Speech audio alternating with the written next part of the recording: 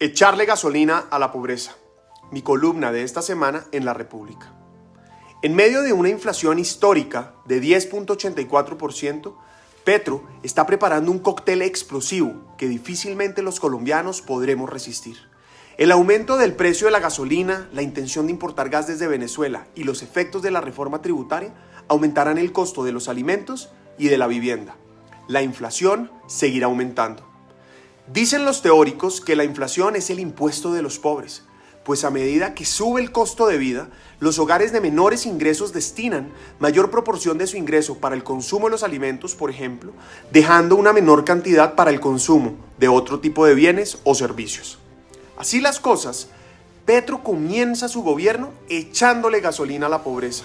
Aunque su gobierno insiste una y otra vez en que el aumento de la gasolina no va a afectar a los más pobres, su discurso no va a poder impedir que todos los ciudadanos terminemos pagando las alzas de los precios que se verán reflejadas en la canasta familiar.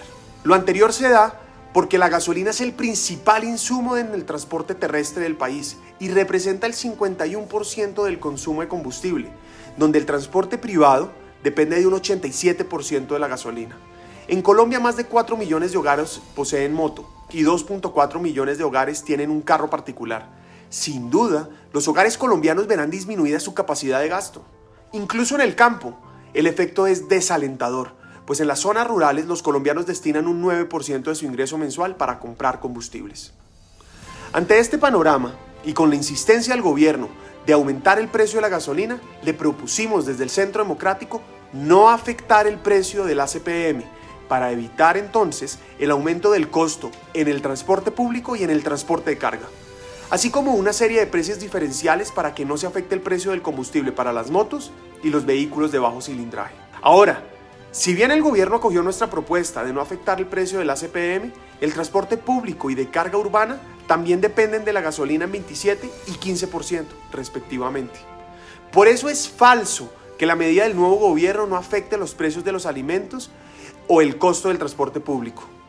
Esto aumentará la inflación, que ya las familias están afrontando de más del 25% en los alimentos y en el precio de la electricidad, por ejemplo.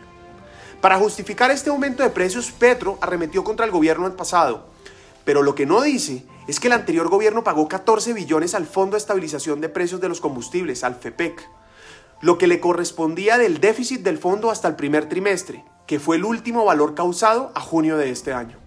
Asimismo, no subieron los precios en medio de la pandemia para evitar mayor inflación y poder estimular entonces la reactivación económica. Insisto que este no es el momento de aumentar el precio de la gasolina. Por eso, también le propuse al gobierno cambiar el impuesto antitécnico y confiscatorio a las exportaciones de petróleo por una sobretasa temporal con destinación específica al FEPEC para que los altos precios de petróleo subsidien su efecto en el costo de la gasolina. Petro y sus ministros deben pasar de la oposición al gobierno para que los efectos más negativos de su gestión no los asuman los más pobres.